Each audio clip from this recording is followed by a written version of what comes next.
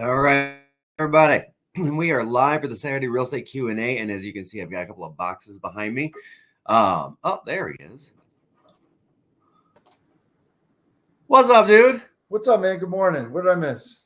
Not a darn thing. Not even a darn thing. Okay. But I've got eggs this morning. Eggs are good.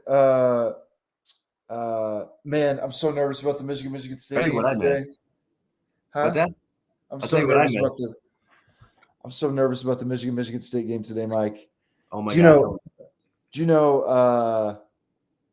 9 out of 10, sort of like on the gambler side, right? 9 out of 10. 9 out of 10 bets in the state of Michigan are coming in on Michigan State to win. So everybody in Michigan apparently thinks that Michigan State's going to win. So hooray. Anyway, I'm nervous about it. And look,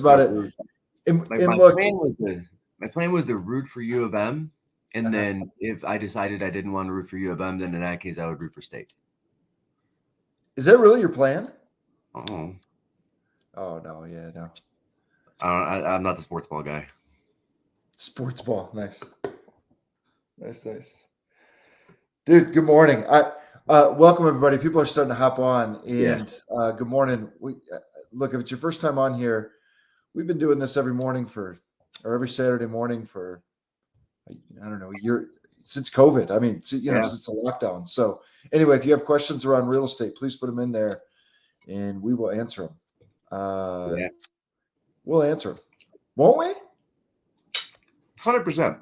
We're going to answer them. Need eggs. Anything. I don't even care what it is. We'll answer questions. Put any kind of question. We're doing it. Yeah. We're doing it. What's on your mind this morning? So I'm not a person to ask about that. What? I've never trained a dog in real life. So I have no idea. So that would be a question I would skip. Don't ask us questions about training animals. I agree with you. Yeah. I also agree with that. Anyway, there's a lot going on today. A lot going on in the market, a lot going on with unemployment, a lot going on in general. And I unfortunately also left my soda in the kitchen, which I will have to go get at some point. But I know you had a couple things on your mind. I was looking for that slide deck that Gary Keller put together. I cannot find it for the life of me. I could describe it. I don't know if that's helpful, but I cannot find it. I feel like it makes sense to talk about it. Yeah, and it's interesting because it's and I was reading a couple of articles on wage growth and things like that this morning. Where there's one in the morning brew, this weird convergence that's happening right now that usually doesn't happen economically, right? Okay. And it's because you have pointed out the wage growth, which we knew, but now we have some real numbers behind, which is great. Right. It's like we knew what was going on, but this is different. Agreed. Yeah. And then we've got some inflation issues, and we've got real estate, and we've got stocks. And we've got, because the last time that this convergence of all of these economic factors firing at the same exact time on a high level was 2006. Oh. Which is super interesting to me. That's very interesting. I agree. It's also super concerning. Super, super concerning. I don't know if that even fully describes what it is. That's concerning. Yeah. Just to tell that story, it was really wild. So what's crazy is I remember kind of in the late 90s. Now, mind you, I was in high school, but I remember the late 90s, my parents and all their friends talking about refinancing. It was like a buzzword you just didn't hear very often. Refinancing, and you're talking about mortgages specifically, and interest rates had dropped into the sixes. I think I'm kind of guessing. That sound about right? Yeah. It's everybody scrambled to refinance, right? And then all these mortgage products hit, and it was so then the mortgage business started to become very lucrative. It felt like it really took a shift in the 90s. It went from here, this is how you buy a home, to this is a lucrative business, refinance, cash out, debt Yeah. consolidation. And then investors couldn't get their hands on enough paper. And so there was like, God, just everything ramped up, and they were doing these crazy products right before the mortgage meltdown. But anyway, and so when you look back in 06, interest rates, I feel like were like you'd get like a 5% somewhere in there on a 30-year fixed. There was a lot of ARM products at that time, right? Yeah. Like I feel like my first loan, and this would have been in 2004, Mike, 2003 or 2004. My first loan that I bought when I bought a home, I did a 7-year ARM, and I think it was at like a 5.25 or something. So that tells me 30-year fixed interest rates were kind of hovering, I would say probably more like 6.5. There was a big difference. They called it the diff. There was a big difference between fixed rates and ARM rates. But anyway, and like just things were ramped up. So I bought that home. I bought a home in Garden City in 2004, Mike, and I paid $130,000 for it. And I think by 2006, maybe 2007, somewhere right in there, it had jumped up. It was worth like 160, 165. It was like a pretty large jump over that little period of time. And then of course we know what happened next. Like fast forward, if you that same home that in 2010 was worth $75,000. It's like we just saw a giant dump. Now we've talked a lot about why we don't think that's going to happen again. Yeah. I still don't think that's going to happen again. But it is interesting because if that's what you're saying, if this is the last time that all that came together, that's very interesting. And I had not heard that. Where does your mind go when you hear that? It's interesting, and the one I think, well, the two huge saving graces I think we've got are people have more equity than they've ever had before. These cash out refis, and as you were saying it, I was thinking it. Yep. Cash out refis, pulling 10, 20, 30,000 out to pay credit card debt off, but not change the spending behavior. That has not happened, which is good. And I think part of that's because like home values have gone up so rapidly, this. And and she was a little bummed that she had sold her home for a certain amount back in 2018, right? It was actually her parents' home. Well, then when I dug into it, I was like, wait a minute, let's look at general appreciation in Southeast Michigan from 2018 to now. Homes have gone up 30 to 40%, right? From early 2018 to now. Yeah. I adjusted for another sale in the neighborhood, and as it turns out, they actually did a little above market average in 2018. It doesn't look like in 2021, but in 18 they actually had done very well, and they made out very, very well with their parents' house when they needed to achieve that sale. But in the interim, the home went up in value $40,000 in a little bit under 3 years, which is crazy. I mean, the rise is so rapid. I think a lot of people don't have a handle on where their home values are to take the money out and to go buy that boat or buy that car. I also think that we're close enough to that previous downturn market. I mean, you and I are old enough that we worked through that market, and it sucked. Finding a job and keeping a job. I mean, we were mid-late 20s at that point. We were kind of on the luck side of the wrong generation, right? The highest unemployment, 16, 17, 18%, was focused in on that 20 to 25 crowd. We were a little beyond that, thankfully. Our unemployment rate was only like 11% for our generation, our employment. But anyway, you cut it. We lived through it, so we're not doing those same actions, right? The other thing that I just thought of, Mike, you're right. The other thing I just thought of, Mike, is like all that was going on, and Metro Detroit was contracting. Yeah. I mean, in really serious terms. I remember I went to Eastern, which is a big education school, and so I had a lot of friends that were studied to be educators. A lot of teachers. And I had friends that studied to become police officers, those kind of things.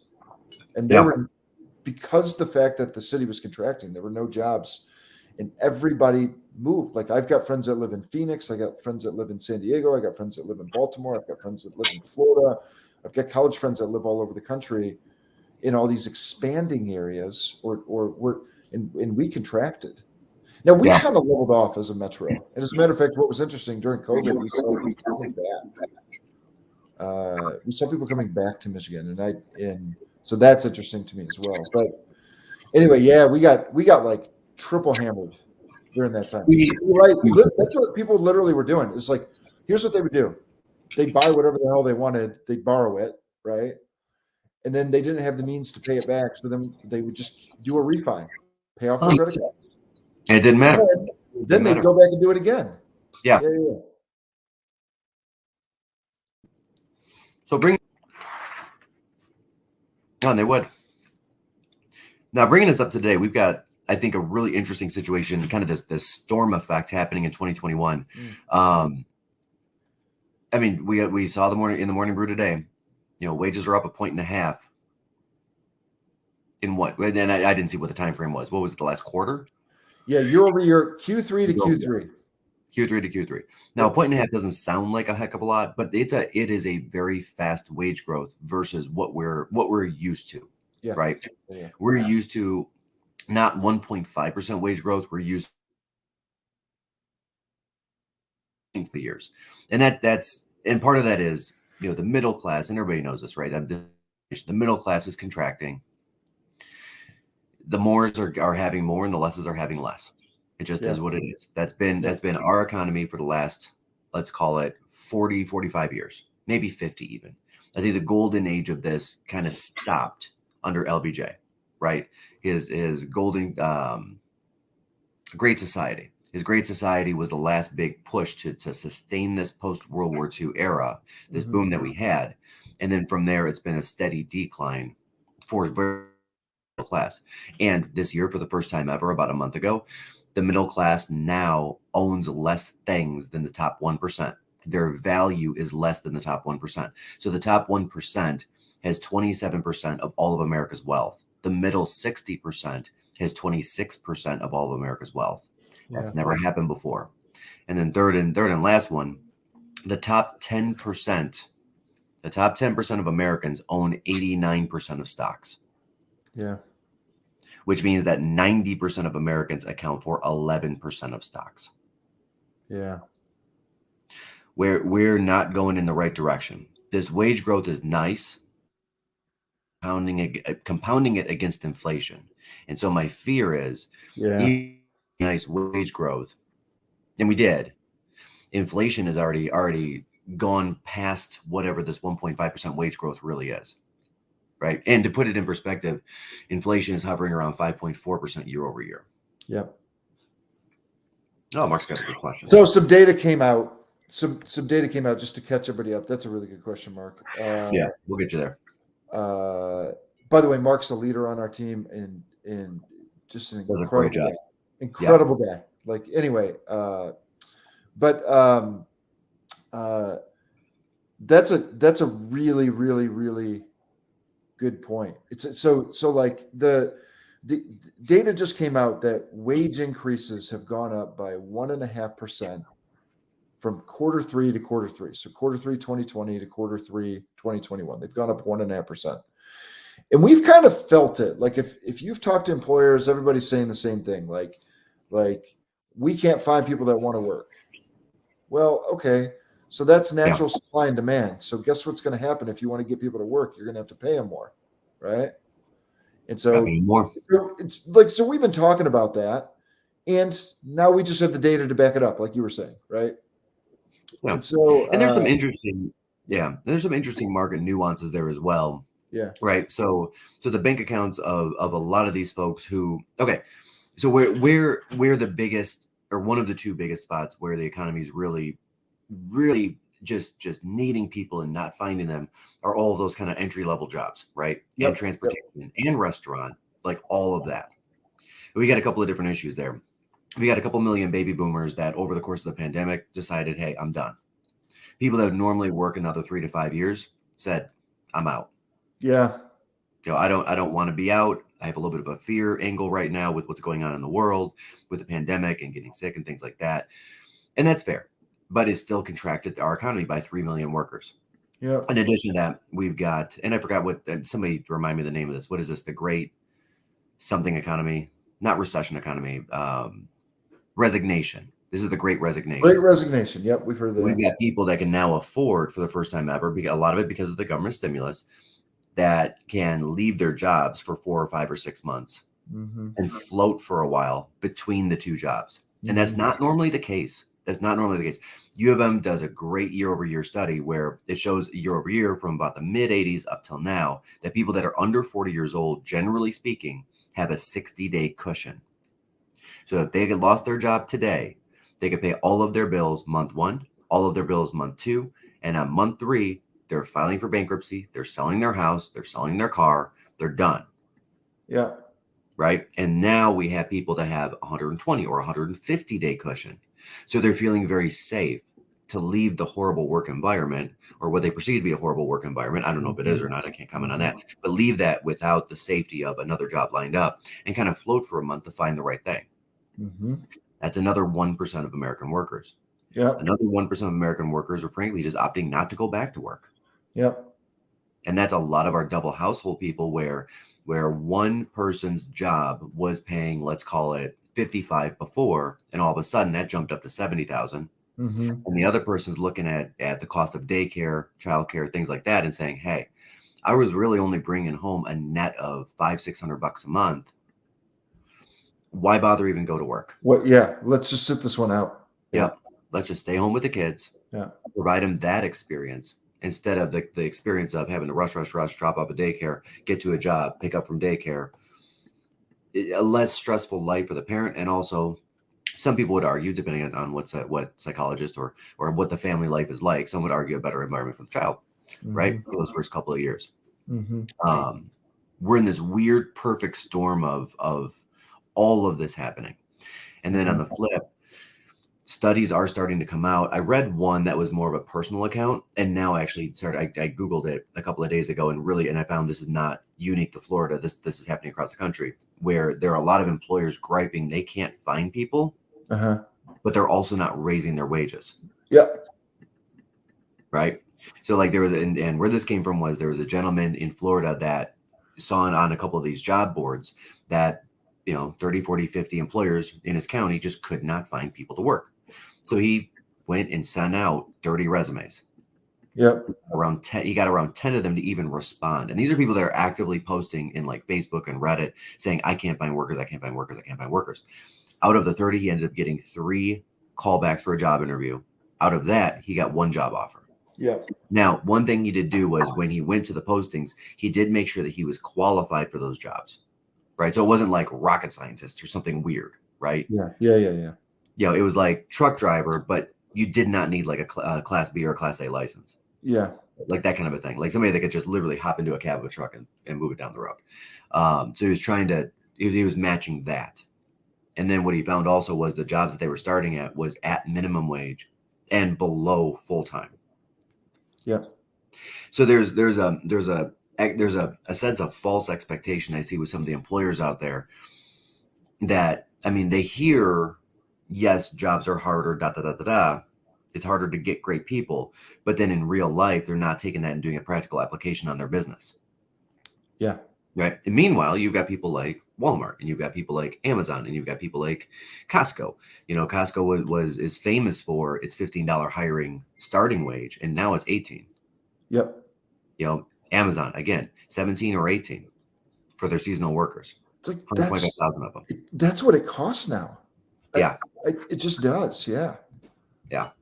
And I think we can all agree, like things are getting more expensive, right? So 15 3 years ago versus 18 now for seasonal work, it doesn't feel the same.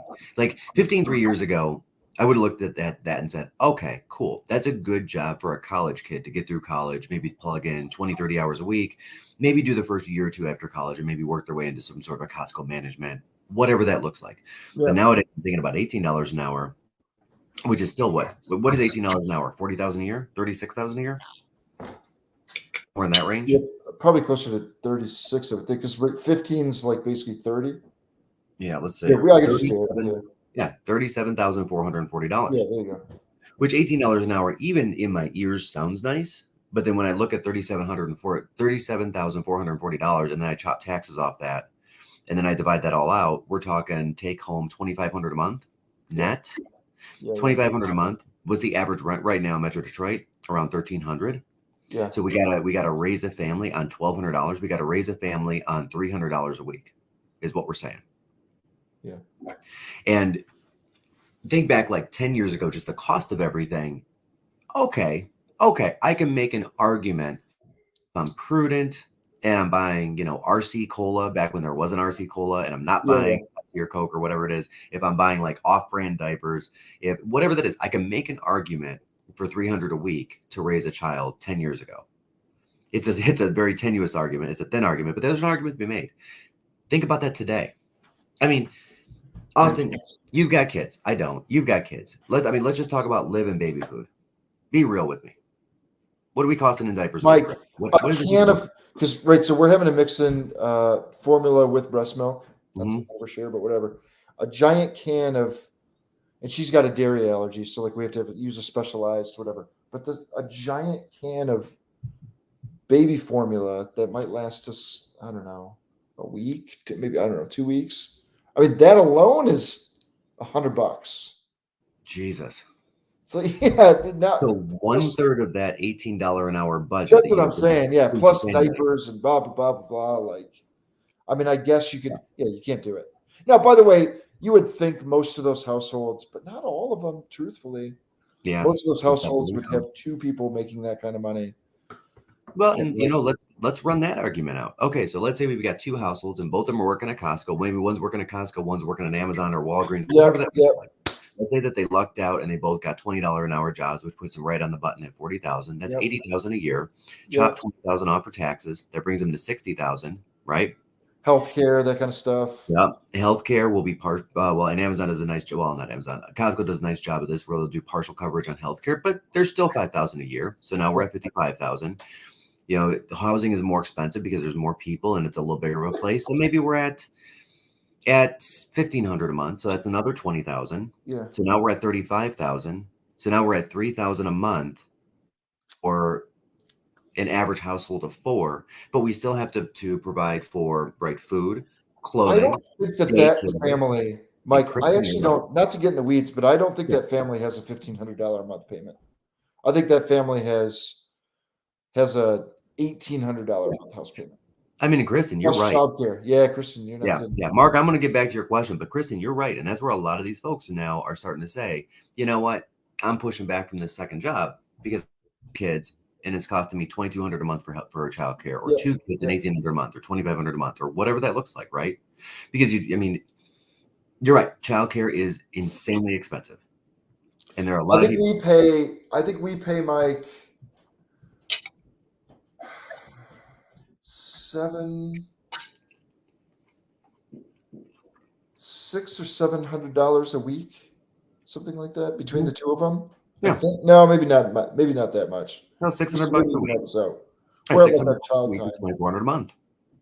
Yeah, call it $600 a month or $600 a week between the 2 of them. If you're going think about this. If you're going $600 a week, and drop-off times at these daycares, which will preclude most people from working a full 40, they're probably working closer to a 30 because they got to make sure they get in and get out at the right times. They're not making any money. Like if you're working at Costco or you're working at Amazon or you're working for free, yep, which are employers in the U.S. right now, you're bringing home a net of $300, $400, $500 a month. Yeah. Let's just call it what it is. Now we've got a whole bunch of people that are opting out of the economy, right? Because of that reason, because it's not worth it. But then let's take that a step further, right? Again, the bank accounts of most Americans are a little fatter today than they've been in the last 20 years. And when I say a little fatter, I don't want to misrepresent this. So if you look at the studies are showing that the bank accounts are 200% heavier. The checking account for the average American 80% and down, not top 20, but 80% and down is 200% higher. But the average American 80% and down has $437 in their checking account at any point in time. So we're talking about 400 to 1200. Yep. And that's why I don't want to misrepresent this with pure percentages sometimes. Yep. Yeah.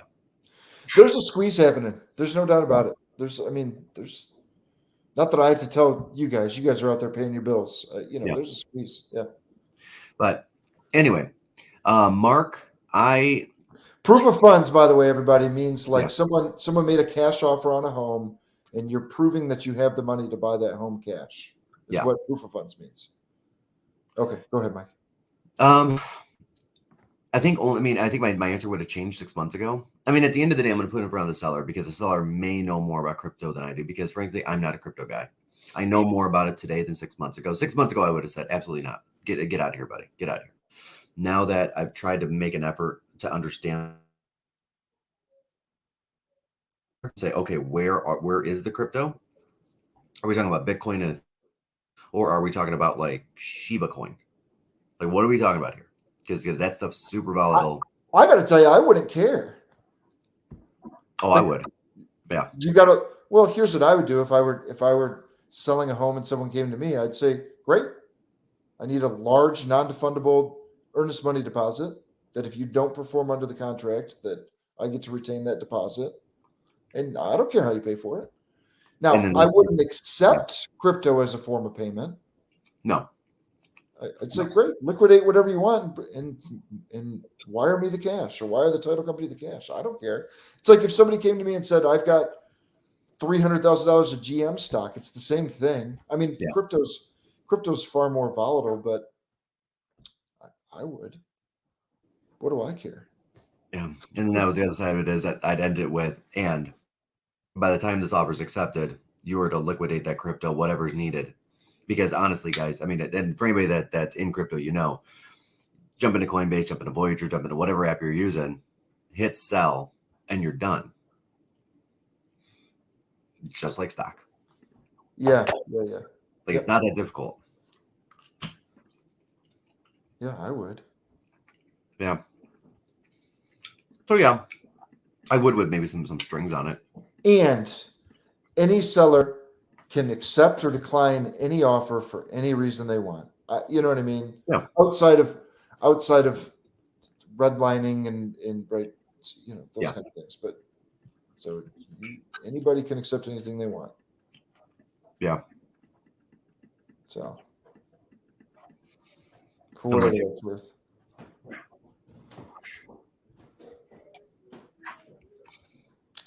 For whatever that's worth, my friend.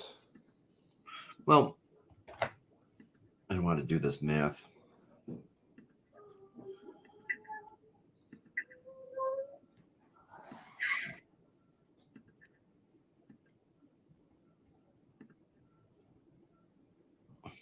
So here's where I think things are going to get really interesting, right? Yeah. So we've heard that, and I was one of the guys that said it, and I'm willing to admit when I'm wrong. The real estate appreciation is going to slow down greatly. Yeah. Right. And now we're starting to see economists come out from Goldman and other places, National Association of Realtors, from the major brokerage house, Brookstone, from BlackRock, from Open Door, from all these people outside of real estate, even that watch these and other markets, saying that they're looking for a 12 to 18% over the next 12 months. Yeah. And it's interesting as to why. Part of it is interest rates are still low, but rents also went up 14% this year. There are a lot of people that their argument of, well, I'm only going to save $100 a month if I buy a house and get a mortgage is going away on their next re-up on their lease. Yeah. They're going to be in for a rude. There are a lot of people, and get ready, guys. If anybody's on this call that's renting right now, wait until that very last month to re-up that lease. Might want to call the landlord 90 days out, 120 days out and say, hey, man, Mr. Apartment Complex or whatever it looks like, what is my rent next time around? You may want to do that because 14% is a big jump, and that's a national number, but I'm seeing it here in Metro Detroit where a lot of people, they're starting to get into that release situation, and all of a sudden payment jump from $1,200 to $1,500 for that same apartment or same unit or whatever that looks like. And here's where the issue comes in. If it's a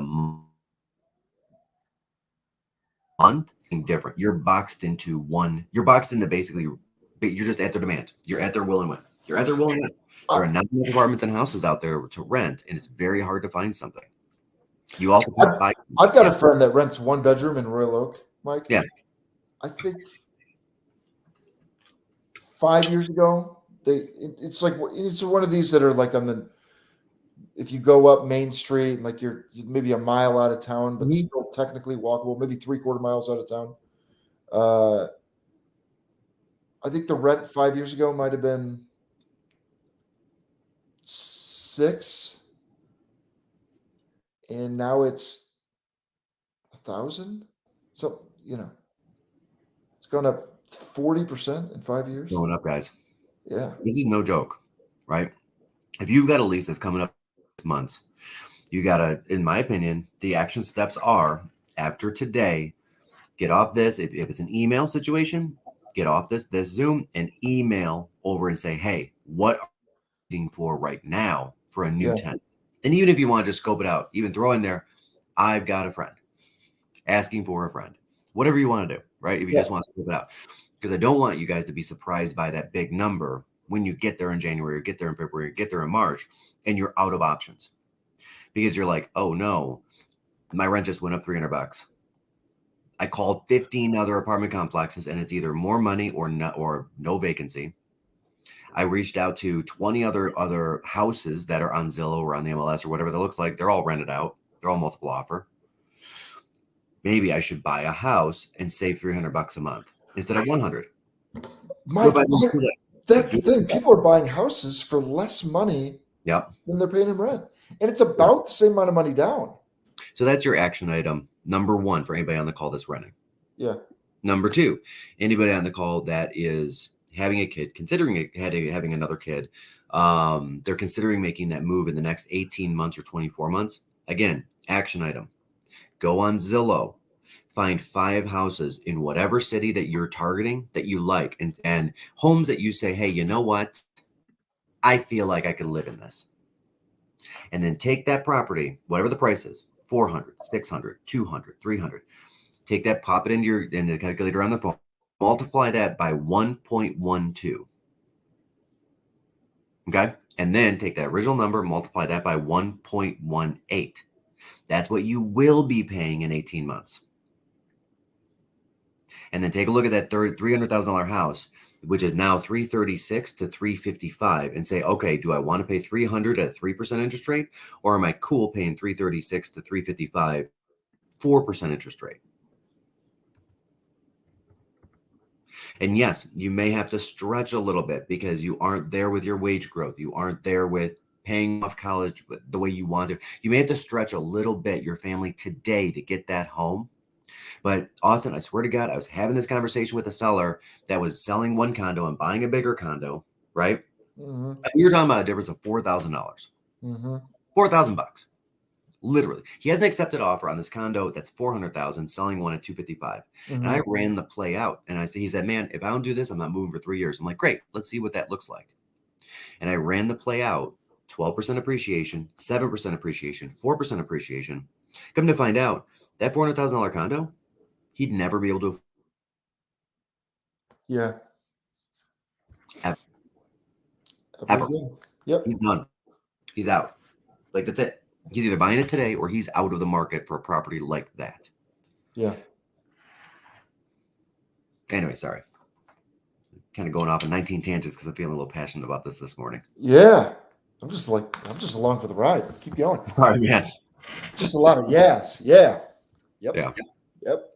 But it's true because get bigger and smallers get bigger, but not as fast as the biggers. At $400,000, that's $150,000 gap, right? Today.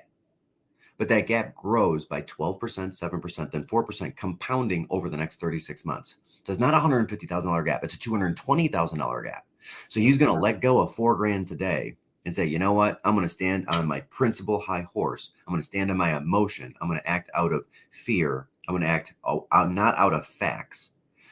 And sure, I'll win the $4,000 by not selling my condo, but I'll lose $66,000. Come on. By the way, that same client said to us a year and a half ago, yeah. I can't believe homes cost this. Well, that same client's already lost on that $400,000 home $80,000 probably, $75,000. Yeah. Another way to look at it is that client who said to us 20% ago. Yeah. Yeah. Yeah. This is just where we're at, guys. This is just where we're at. Well, it's, by the way, we're spoiled here. Mike, we really are. We've got really great wages. Detroit's an international city. We really do have great wages. Great wages. Our school systems in Michigan are still great. top notch. We're still in the top 10 states for schools regularly. I'm not saying every district meets the needs of that family, but I mean, I don't know that there's a study done from the 60s on up that shows us outside of the top 10 as far as states goes for average education. Yeah. Quality. And our home prices comparatively are really low. It's like, go ahead and price out some homes in Denver, you guys. Oh, Denver. Go and price some homes in Seattle. Go and price some homes in Salt Lake City. Yeah. The only other market I think can then an argument be made is Boise, Idaho. Go ahead and price homes out in Boise, Idaho. They're super expensive in Idaho. And they just got that way. Yeah. Go price things out in Austin, Texas. Yeah. Yeah. We really, like, for our wages and our average house payments here, we're kind of spoiled. We're lucky. Yeah. We're way lucky. Yeah. And frankly, and I know people say this, and I've heard this said by a lot of people that are moving to Michigan, or people, this is just young folks saying this. I don't know. Yeah. Damn. There's nothing to do. Well, I'm going to tell you right now, those top 5 or top 10 videos, like every single month, we're putting a video out on the YouTube channel. Subscribe to it. That illustrates like the top 5 things to do in Metro Detroit or top 10 things to do in Metro. There's so much to do here. Yeah. There's legitimately so much to do here. That idea. Like, that's just, like the Glenlore Trails. I kind of heard about it before, but I'd never actually looked to see what the heck it is. Oh, you got to go do it. It's cool. Yeah. Yeah. You guys had a blast, didn't you? Yeah, we had a great time. Yeah. We had a great time. Wild Lakes is coming back this year at the zoo. Yeah. Yeah. I was at the zoo about a month ago, and they were already starting getting decorating for it. Lanyap is back in downtown Rochester. Yeah. Which is awesome. November 22nd. Yeah. The parade is back, the Thanksgiving Day parade. All of them are. The one downtown Detroit, the one in Northville. Yeah. By the way, the parade company will let you tour their facility. I don't know how you do it. We've been to a couple of events. And it's really cool. You could see the floats being built. That's really cool. Yeah. Yeah. Actually, I have a connection. That would be really good for one of our videos. That would be really good. I've got a connection over there. I didn't even think about it till just now. Yeah. I'd like that'd be a great video. Yeah, there's a bunch of stuff to do in Metro Detroit. Yeah. So just in case you guys aren't subscribed to Mike's YouTube channel, every single month he puts out like top whatever. It's all over the place. Sometimes it's like top 9 things, top 7 things, top 5 things to do in Metro Detroit, and they're cool. And here's the other thing you do a really good job about is you hit the eastern suburbs, you hit the western suburbs, you hit the city, you hit like you're all over the place, which is cool. So I bet you on that video, there's something within 15 minutes of your house. I'd be willing to bet. We're pretty close, 20 minutes from your house. Yeah. Yeah. We're going to. Yeah. Yeah. Those are cool videos. Yeah. Those are cool videos. All right. So to circle back. Yeah. We've been dancing, but to circle back. So we've had really great news that wages are increasing and they're being outpaced by inflation, and homes continue to get less affordable, right? Yeah. And when you look, and so Mike and I were texting back and forth about what to talk about this morning, and Gary Keller had put out he had put out a bunch of graphs when COVID first hit and when the economy first tanked. After everything was locked down in COVID. So I'm talking about just after the lockdowns or during the lockdowns. when you looked at the primary people that lost their jobs, not that this is a surprise to anybody, but they were like retail workers, restaurant workers, you're like we were talking about, your $15 an hour job type employees, your $20 an hour job. The average age was also very young. It's like it was like your under 35 crowd and restaurant working crowd. And then when you looked at the people that kept their jobs this is during the during the lockdown, 35 and up, white collar workers, like that's who kept their job, right? And so it was like a tale of two economies. It was just a tale of two economies. And so now, just talking about the cyclical nature of all these things, now not only are those jobs back, the unemployment numbers are still huge on those because of, like we had said, childcare and people sitting out and the whole thing. But now you're starting to see wages grow. So you had an economy that was a year and a half ago, whatever, during lockdown, a sector of the economy that just was completely out of work, completely wiped out. And now not only is it back, they can't get enough people to work, and now wages are going up. That's a positive thing. Although it's not keeping pace with inflation, it is a positive thing. No, and it's not keeping pace with inflation, which is also, that's another kind of fun thing. The cost of things are going up, and I'm sure there's going to be a study that's going to quantify this data in a real metric in the next 30 days. I'm sure some economist somewhere is going to be like, you know what? I bet people want to know this. Probably a morning brew guy. But prices are going up faster than inflation. And right? Well, actually, discretionary spending is actually up, right? Which again is I think more of a temporary thing, because a lot of these bank accounts are a little bit on the fatter side, and people tend to want to get rid of money whenever they can, especially in Amazon or something like that. Yeah. But the cost of products have gone up actually faster than standard inflation of what it costs to make those products. Well, and a lot of that has to do with the supply chain stuff, right? Which at some point is going to get there. You know what? And I think some of it does, but man, I gotta tell you, earning report week this week was really interesting. There were only 3 companies that really kind of missed the earning mark. Yeah. Which was funny because it was Apple, Facebook, and General Motors. Yeah. But look at Ford. Ford crushed their earnings report. Crushed their earning report. Hertz crushed their, Hertz got a nice bump because of that Tesla contract with 100,000 cars and loaning them out to, or renting them out to Uber drivers and stuff. Blah blah blah, all that. You can Google that. But like I'm saying, like company after company after company after company, not only did they report great earnings, but higher than expected. These companies had also raised their prices. Their sales did not go down, but they raised them where they thought would be safe against inflation, which was higher than inflation. So all of a sudden their profit numbers went up. Yeah. Right? Yep. I mean, used cars is probably the well-known one at this point, right? Where there are used cars that are a year old with 20,000 miles going for as much or more as a brand new car. It's wild. Something that might gain in value traditionally over time. I'm talking like a Focus. Yeah. Yeah. Yeah.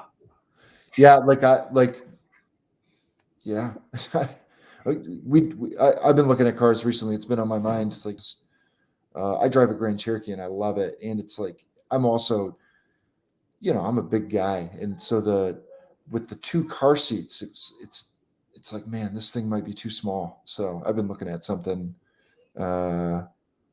if you can find anything, Mike, you know what I mean? Yeah. If you can find anything, and it's crazy expensive. It's crazy expensive. It's crazy. We're what? I don't know. I keep having this conversation with people, and I feel like I'm Chicken Little or the guy that's crying wolf all the time. A friend asked me an opinion the other day on a coat, and it was like a $400 coat, which, by the way, is ridiculous. In my opinion. Okay, for some people, I'm sure it's great. For some people, I'm sure it's great. But I'm Under Armour, I'm with you. I have a hard time spending that kind of money on a coat. dude. Like I look at my underwear, I like literally, like I'm thinking about this. I'm like, man, you could get a nice warm coat. I mean, you're the fashion sensor style, right? But it's a nice warm coat and it's comfy, puffery, right? It's nice. It is warmer than this fashion coat for like $120 at Under Armour, and it will last you 10 years. You will be paying $10 a year for this coat, $12, Yeah, sure. right?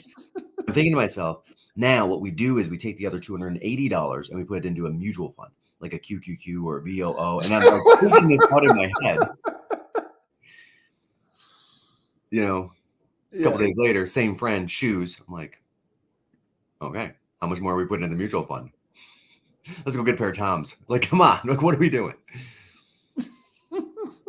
Well, specifically Toms, because with Toms, every pair you buy, they donate a pair to children in need, right? Which is nice, and they're still like $50 for a nice pair of shoes. It's going to last 3 or 4 years. Yeah, sure. Yeah.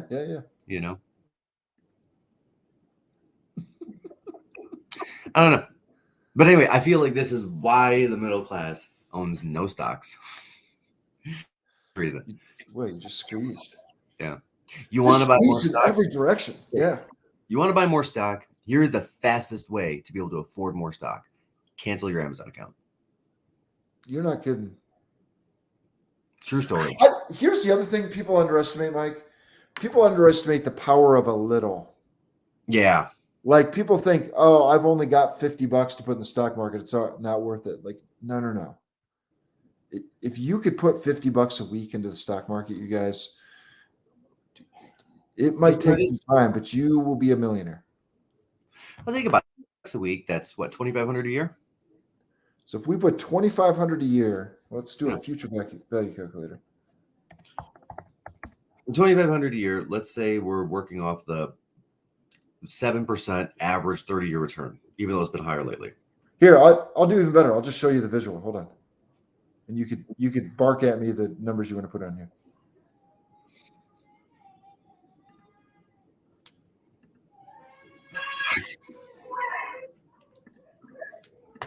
Yeah. Okay. You got my screen?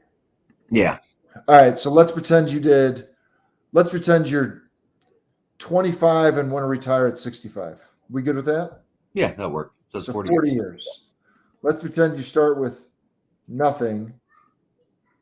Let's pretend what does the S&P traditionally get? Is it like 12? 7.2.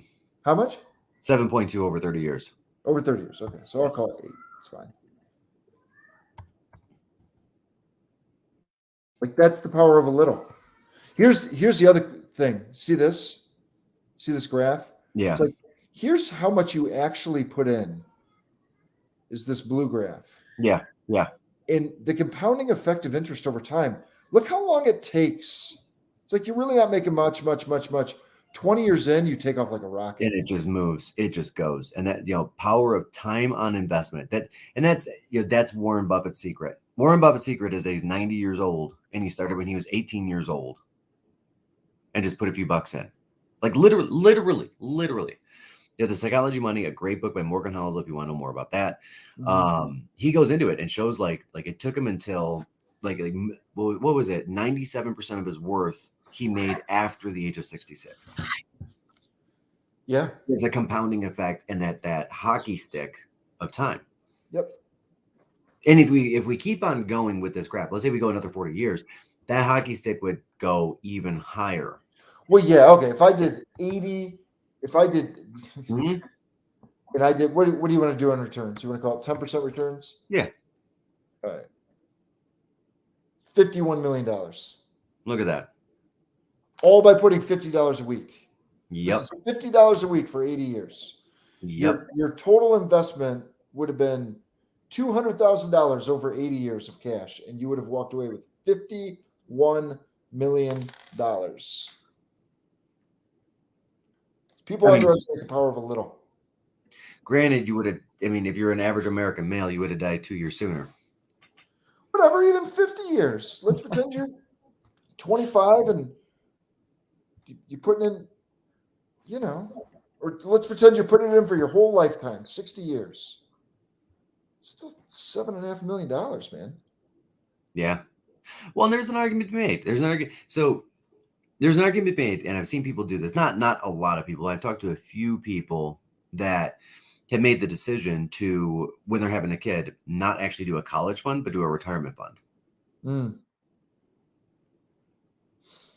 And do something like that. Put in $50 or $100 a week or whatever that looks like, and just let that rip. Mm. So when they turn 18, they got to go fund and figure out their own college, because they figure that by the time the kid gets 18, either America will have figured out some way to pay for an undergraduate degree, they have a reasonable chance of a scholarship, or if they do have to do loans, at least in the beginning there's zero interest, and then they don't hike up the interest too high until later on in the loan, right? So they figure it's never actually done the math.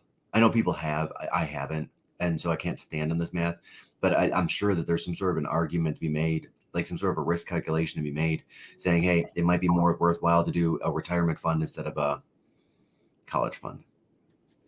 Yeah. Again, just because the compounding of time and money, that adds 22 years. Let's say a kid starts working, like really working a real job at 22 years old after college, after undergraduate, 5 years old after master's, whatever that looks like, right? There's an argument to be made that the extra compound effect of the 22 or 25 years is worth more than whatever the debt would be for college itself.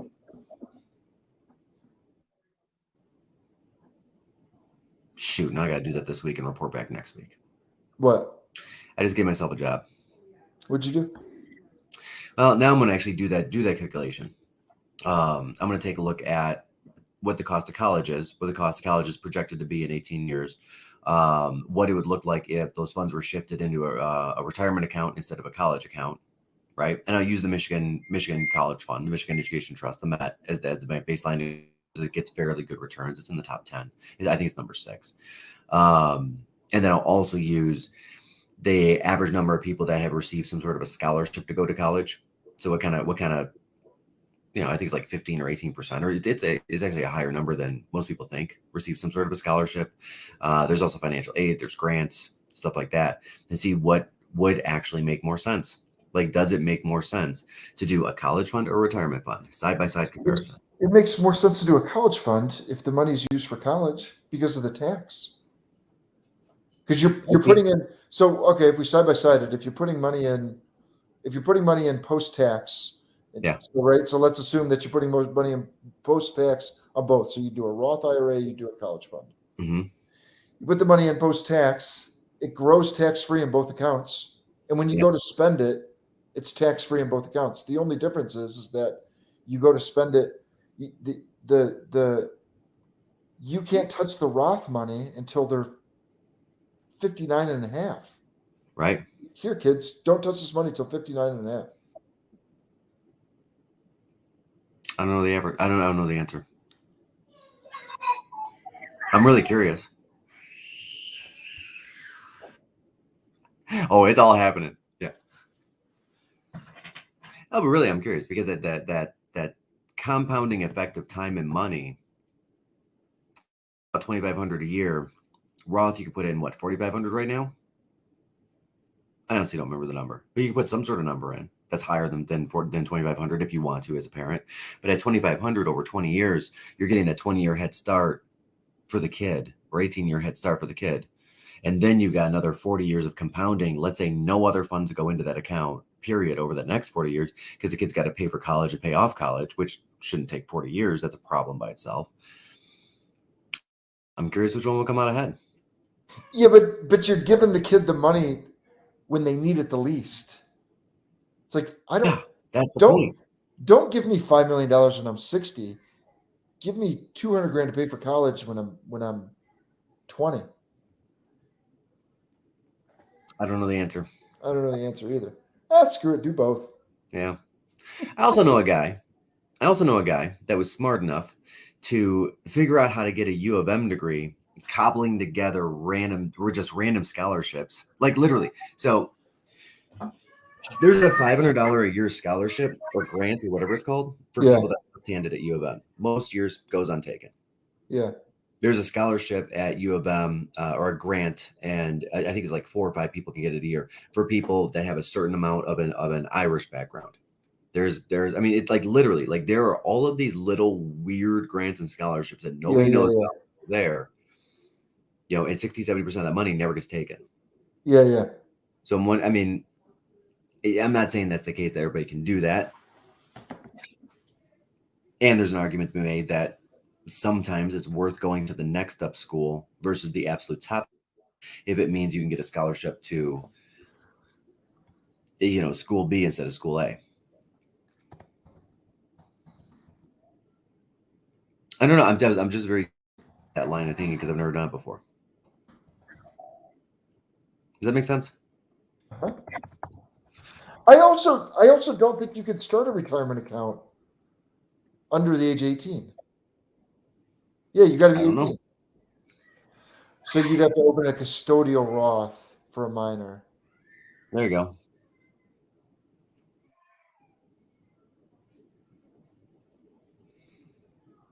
Yeah, okay.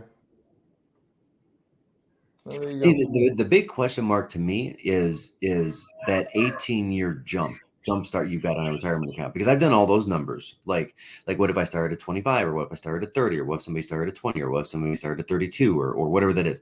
And those are big jumps alone, just in those 5-year ranges or 7-year ranges. When I'm talking to younger people on the team, or I'm talking to younger people I know, and I'm like young Nick in the Royal Oak office, right?